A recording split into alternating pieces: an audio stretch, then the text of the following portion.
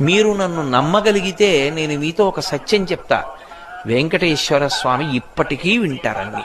అన్నీ తెలుసు ఆయనకి, అన్నీ తెలుసు. ఎవరిని కొండ మీదకి రానివ్వాలో తెలిసి, ఎవరిని రానివ్వకూడదో తెలుసు.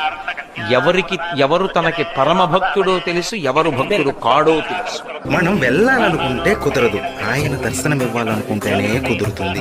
ఎంతో మంది వెళ్ళి దర్శనం కాకుండా కూడా తిరిగి వచ్చి ఉంటారు. మీకు రహస్యం చెబుతాను, వినండి. ఆయన మనకి దర్శనం ఇవ్వాలనే సూచనలు మనకి పంపుతాడు. ఎలా అంటే నిద్రపోతున్నప్పుడు కలలో కనబడడం, తరచూ శ్రీవారి గురించి విషయాలు మన చెవిన పడడం, లేదా ఎవరైనా తిరుమలకు పిలవడం. ఈ విధమైన సంకేతాలు కనబడితే వెంటనే బయలుదేరండి కొండకి.